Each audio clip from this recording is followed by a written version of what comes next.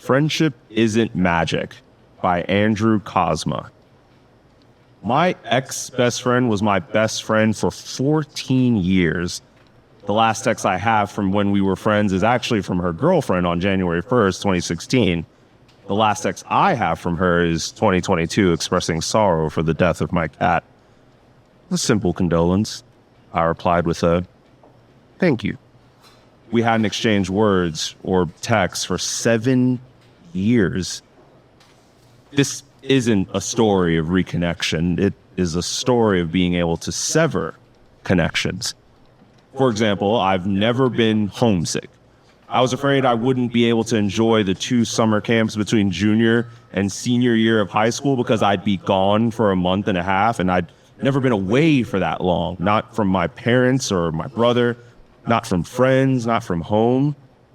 But I didn't miss a thing.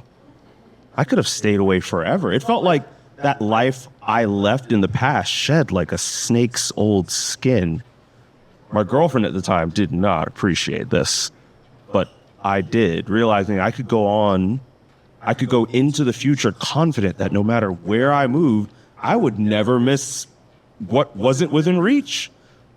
My girlfriend did not appreciate this revelation either. It all left me wondering, if I didn't miss my family, what would I miss? Not my room, not the suburb where I grew up, not the school, not the friends, not my favorite restaurant, neither sun or wind or rain. Nothing, I guess, could make me sad by not being around anymore. My dad died in 2000. I didn't cry upon learning this. I didn't cry at the funeral. I didn't cry at the reception afterwards. Did I not cry because he was gone and I couldn't do anything about it, so nothing could be gained by the tears? Or because he was dead, did I already not miss him because he wasn't there? What I mean to ask is, what kind of heartless am I?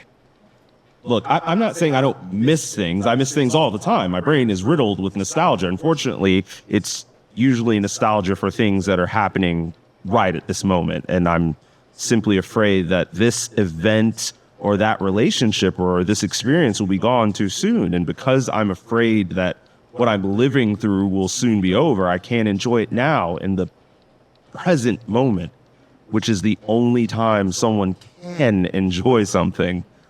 For example, I didn't attempt a date with a girl at the end of my senior year in college because the end of college was a few months away, and fuck, what then? College would be over, we'd go our separate ways, so why even attempt happiness? I'm gonna level with you. This story isn't about connections or love or memory. It's about forgiveness. My ex-best friend lied to me. She had a good reason for lying. She's an alcoholic. As far as I know, she no longer drinks. Of course, as far as I knew then, she didn't have a drinking problem. To be fair, the lie was small and the consequences minor. What she was doing was taking unfinished wine bottles from the restaurant she worked at. What she told me was that employees had permission from the manager for taking bottles of wine that were about to go bad. They'd be wasted. It was understood. It was an understood thing. Sure, the owners put in cameras, but it wasn't because of her, and they didn't cover every angle. She knew the blind spots. Not that she needed those blind spots, because what she was doing was, if not legal, accepted. When she was fired, I was angry at how unfair it was, how they were targeting her for something everyone was doing, making her the scapegoat. In solidarity, I stopped going to that place. A restaurant I'd been using as my office for years, where I wrote the drafts of 2 novels, where I was friends with most of the staff, and where I was treated like family. But if they fucked over my ex-best friend like that, then who were they really? This all happened years before I knew about the lie, and years before she lied again about being banned from Disco Kroger for stealing alcohol, saying it was an accident, a one-time thing. She didn't know how it happened, and years before I realized alcohol was an issue, because one thing we always did together was drink, so it wasn't abnormal. Or maybe I just wanted to be blind to it. Alcoholism is a disease. This, I know. The lie itself doesn't matter. The consequences don't matter. I defended her, changed my life based around that defense. And does that make me a fool? So what? I'm a fool, and yet I can't trust her. And if I can't trust her, why would I want to be around her? Life is dangerous. We all choose our acceptable risks. So why leave myself open to more hurt? My brother has overdosed twice on opioids.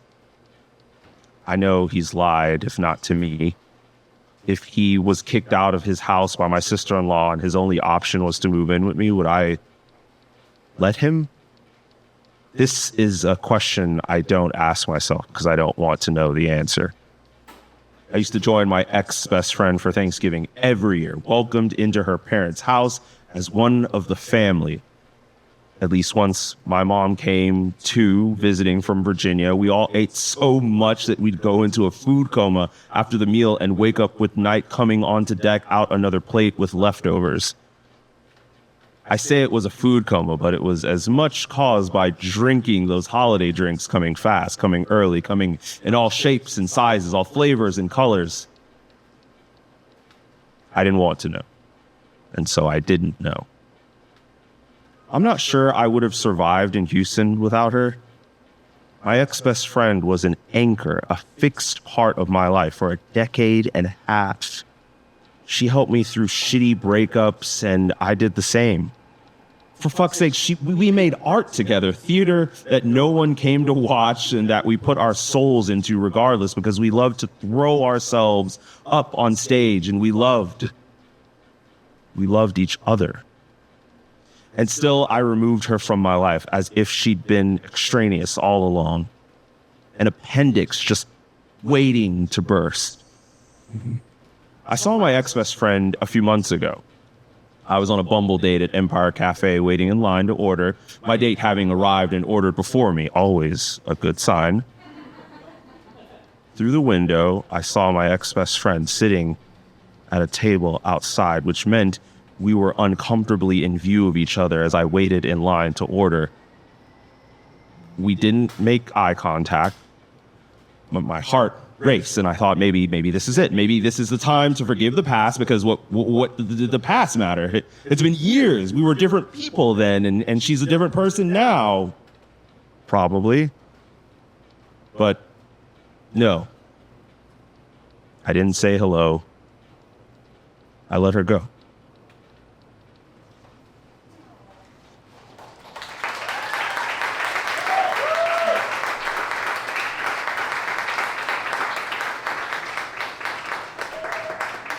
Yeah, okay, all right, yeah. Some of y'all learn, I get that, yeah, that's nice, I like that, yeah. You know, friendships are tough. You know, you can't always keep somebody around and don't want to be there, you know? Like my dad, you know? All I'm saying is he went to go get cigarettes, and I ain't seen him in about 27 years, but he was a wrestler also. He went by the absentee father. What are you supposed to do? He was kayfabe all the way. Yeah. We're gonna go ahead and get into the next story. All right, okay. But story number 4 is the best job interview ever, written by Blair Ursa Mayhem Alt. Yeah, you like that one. Read by Megan Just Too Good. Give it up.